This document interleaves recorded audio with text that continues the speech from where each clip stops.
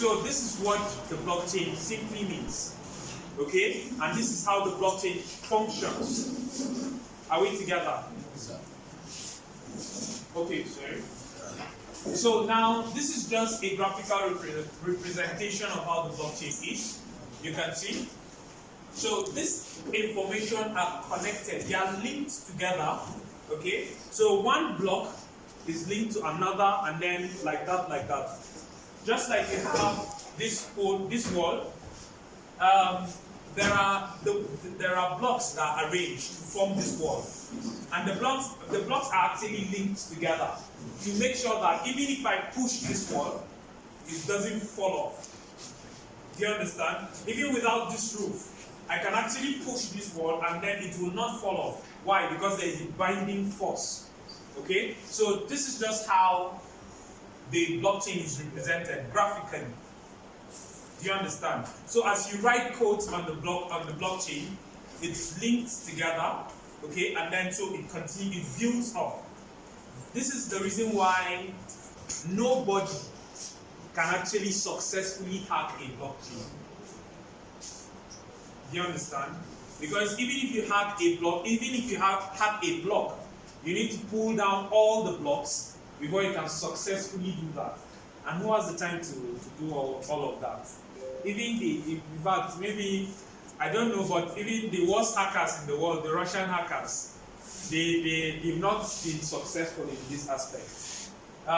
Okay, so now Eternity. What is Eternity? It's actually an open source open source blockchain 3.0. The reason why it's blockchain 3.0, you know, the first thing that announced the blockchain and its capabilities and its characteristics was the Bitcoin. Okay, so the Bitcoin is blockchain 1.0. Then there is another one called Ethereum. Okay, where the 3.0 started from. Okay, so Ethereum is actually the 2.0, and then this is other blockchain that built on Ethereum can now be called 3.0 because the Ethereum was given birth to from the concept of the Bitcoin. Even though the only difference is you discover that Bitcoin doesn't do anything like smart contracts. You cannot build anything on Bitcoin. Do you understand? Bitcoin was just a means of exchange. Are we moving together? So now then Ethereum now came and said, okay, no, but we can do something different. We can add things like smart contracts, we can improve on the security, we can make it even more scalable. How can you make it scalable? Okay, if Bitcoin can actually process 5 transactions per second, then Ethereum should be able to do 15 per second. It means that you've grown. Okay, so now all these other 3.0, what they are doing is they are growing from what the limitations of Ethereum, and that's why Eternity has fixed the issue of scalability. I will just show you that briefly, and then also governance on the blockchain, how you can effectively carry out elections and delegations of power and all that on the blockchain, usability, efficiency, real-world data, contract security. Now, how is Eternity solving the issue of scalability? We're trying to solve scalability using a new concept called state channel. What is state channel? Let me just give a very brief example, a very brief explanation. Okay, for instance, when this building was built, the only entrance to these 2 labs was through this door. Do you understand? When you enter this door, then you find another door going into that lab. Then subsequently, the management of the lab said, no, we can do something different. Okay? If you enter through this place, in fact, once you enter through the main door, you don't need to come into this lab before you access the next lab. We can easily just make a door. Do you understand? Okay, now this is growing from the initial stage onto the other. Now, what State Channel does is it enables you carry out transactions, or it enables you perform duties on the blockchain without being on chain. It's not necessarily that you will be on chain before you can carry out transactions. So, for instance, you walk into a banking hall. Before now, the only access to your funds is going to the bank, making withdrawal, or depositing money. True or false? But now I can stay in this place and transfer money to the US from my bank. Do you understand? That means we've grown from actually the banking, the banking hall system onto the mobile app. So this is what State Channel simply means. That you can actually perform transactions even when you are not on chain. Now, on chain simply means even when you are not in the banking hall, you can actually carry out transactions. This is what it simply means. Okay? And what happens when there is a disagreement? How many of you have had transactions before? You go to the ATM, you withdraw money, and then the money doesn't get dispensed, but then you get a notification that you actually cashed out money. How many of you? Okay, almost all of us. So what happens with what happens to your money? Have you ever gone to the bank to actually lay a formal complaint before your money was reverted? Yes. Okay, now going to the bank simply means that you want to go and tell the bank, even if, okay, I bank with GTB or you bank with First Bank, and you go to a GT account, a GTB ATM, and you cashed out maybe 50,000. You didn't get dispensed, the money didn't get dispensed, but you were debited. The first place you go to is First Bank. You can't go to GTB, no? So if I have a problem with the Eternities, maybe I pulled a transaction on Eternity and then it didn't work. Will I go to Ethereum? I have to go back. So this is this is actually how State Channel is built. That once there is a disagreement between me and you, I send you cryptocurrency and you said I didn't send because it was done off chain. All I need to do is say, okay, Eternity, this happened on this date and that date. Please, can you pull out these transactions for us? And Eternity pulls it out. If I use First Bank ATM and I bank with GTB, what will GTB do? They will have to go to First Bank and then lay a complaint and say this is the transaction history between our client and yours, and then there was a reversal from our own end. Please, can you confirm? And then they tell you come back in 4 days. Probably maybe before 4 days, your money gets reversed. Or sometimes it takes longer, based on banking policies and all that. So now then there's another new system. Okay, this has been in existence. It's called Oracle. What Oracle simply enables users to do is to be able to post things like election details on the blockchain, and then it gets stored. Yes, you can carry out your normal activities even when it's not on the blockchain, but then you can also store them on the blockchain. Things like sports results and betting and all that. The regular things we do, okay, we can store them up on the blockchain using oracles. The next, this is a proof of work concept that Eternity is also using. And then our smart contract approach. You will just see in a short while, in a very, very short while, we will just do a walkthrough, okay, of how the smart contract is built and how it's working. So smart contract execution can be safe, efficient, cheap, and scalable. Sophia, Eternity has a new programming language called Sophia, and this is where the assignment is. Now, we will show you how to build a smart contract on the blockchain in a very, very short period of time. We will just learn it. I bet you within 30 minutes, we should show you the alpha and omega of smart contracts using Sophia's syntax. It's not difficult.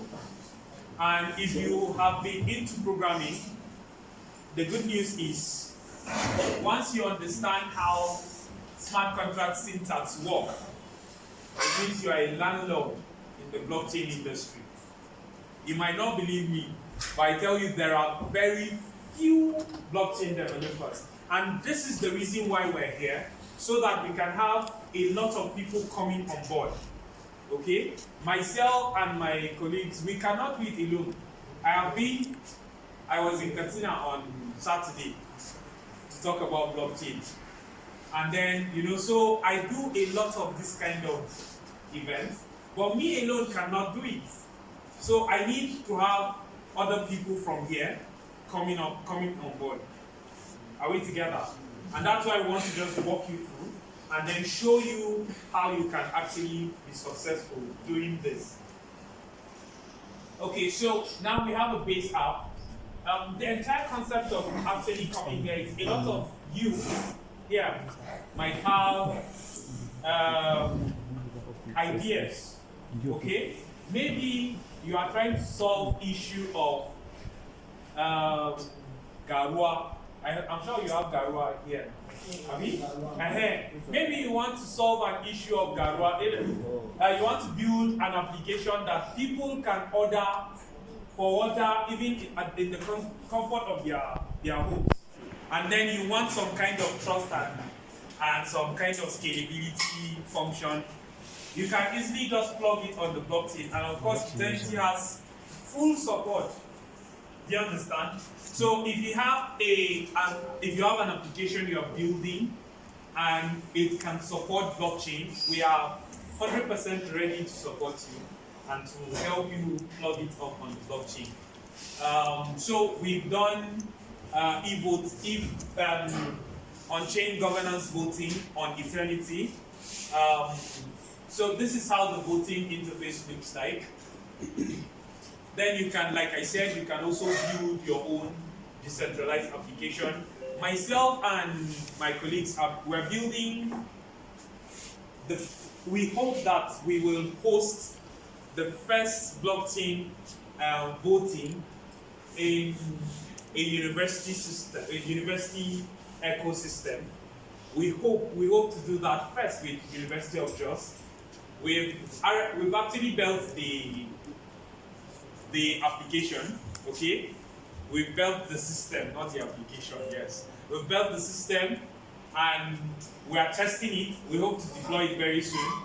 It will probably be the first in Africa. Yes. So these are the kind of innovations we are expecting to have. You just think outside the box and build something, okay? Something that will solve real world problems. And we all know that our elections are not the way they should always go. So if we have elections on, maybe if we get to the point where I can actually vote for the president of Nigeria using a mobile application, then we won't record that, like maybe there won't be any need for journalists to say people died in the course of election. Do you understand? There wouldn't be all those chaosness that are happening, because in your house, who would come and kill you? Who would even know who you are voting for in your house? Nobody. Of course. So these are the kind of things we want to begin solving. And also we are working on land registry. How many of you have had issues? Maybe you've had somebody, me, I am a victim. You've had somebody say, I bought a plot of land and it got sold to another party, and then, you've had those stories before. Okay, so we're trying to build something, myself and my colleagues, we're trying to build something in regards to that. Okay, so these are the kind of initiative we're looking forward to having. Are we all together? Yes. Thank you. I like it because you are following. Okay, so you can, like I said, sorry? Yes, you will ask questions. Like I said, if I finish and then your questions are not answered, then you can ask me. Like I said, you can build your applications, you can build decentralized applications, tokenized infrastructure, different kinds of applications that you feel have real-world solutions, that can solve real-world solutions, okay, problems, I mean. So we have an incubation program that we do where we fund startups. Okay, we call it Starfeed. So far, it's very disappointing, but so far only one African startup was funded. Not because Eternity doesn't have the money to give, but because a lot of our African startups need to do a lot of work. Okay, so we are open to having a lot of, as long as you're willing to work and then you're willing to prove to us that you have what it takes for funding, we will give you about 100,000 US dollars. Yes, for startup. Yes, 100,000 US. Okay, let me even tell you, the startup in Kenya got 250,000. That's like 86 million naira. Yes. So we are. I was happy because one startup from Nigeria actually participated in the last version that ended, but along the line, the startup were convinced that they were not really ready to be funded, okay? Or they were not really ready to get such amount of money that they are requesting from Eternity. But Eternity can fund up to about up to 100,000 US dollars. So we have, like I told you, we have different. These are the startups that have won funding from Eternity. Like I see, one from okay, I think about two from Kenya, Utu House, and then Save Ride. This is it, Save Ride. So these are the startups. So these are the technologies that we use: C++, Elan, Python, Vue, JS, and then and a couple of others, of course. This is our headquarters. So these are just pictures of our ambassadors. Okay, this is me, yeah. So okay, so that's just that about it, and you can join Eternity. By the way, if you follow Eternity on our social media handles, we tip you. Okay, for following us, we tip you. We give you tip of our cryptocurrency, and then also we run. Yes, also we run. We have different Telegram groups. Like I told you, copy my number. There are a lot of things you can benefit from Eternity and then from what I do, of course. So that's just that about it. Let me entertain question, then we will do a demo of how the smart contract works, okay? And how you can easily, I bet you, right here, we're going to give us our results for our test and so on. So I'm going to show you in a moment. So now let's start. Let me clear all this. Now, when you want to write a contract, you're going to start with the word of contract. Now, contract is trying to show that, okay, what you're doing here is a contract. If you're watching Ethereum before, you see nothing like Pragma Solidity. Here we have contract. So, now when we say contract, we're going to give you the name of the contract. So, like I said, we're using life hack now. So, we say contract, let's call it life hack, right?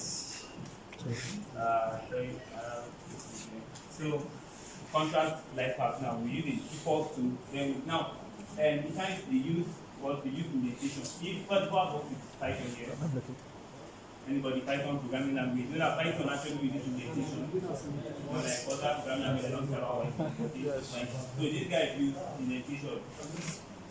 So now let's obtain the function. Let's just now smart contracts are self-executing functions.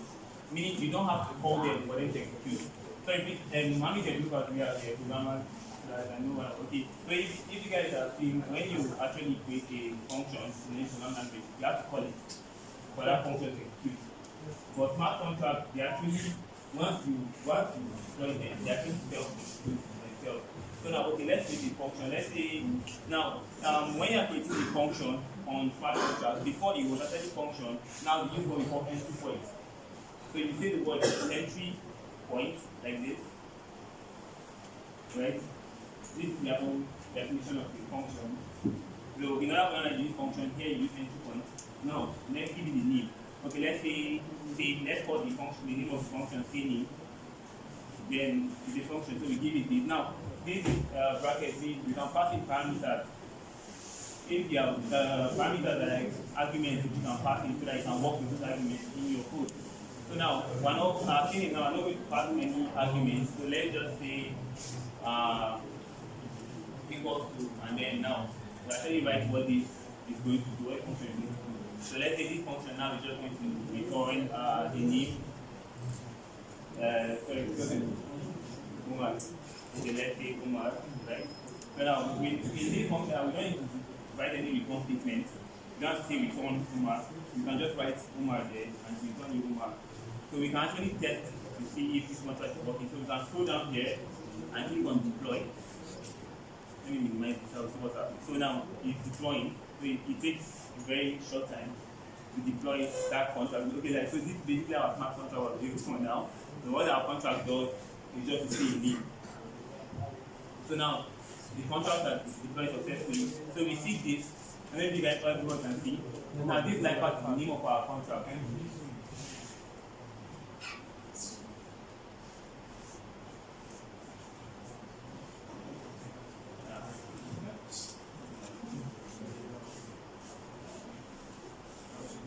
You can see, right? Okay, so now when he deployed the contract, he deployed it for you in this form. Now, if we come up here, you can see that he told us some particular details about what we just did now. Now we said our life path, that name of our contract now, shows that our contract is deployed successfully. The owner is your address, which I showed you earlier, which is up here. Sorry, I was doing this thing too much, but you know when I showed you your account up there, the particular address, I think it's what digital identity. So that's what it's showing you as owner there, digital identity. Now we now have the transaction, that is the address which the transaction happened. Then we also have an address, basically what we need. An address is now where this transaction happened on the blockchain. It's going to be the address of where this contract is stored.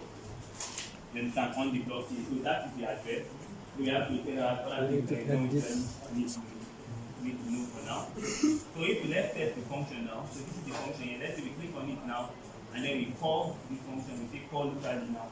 Let's wait for the function to run.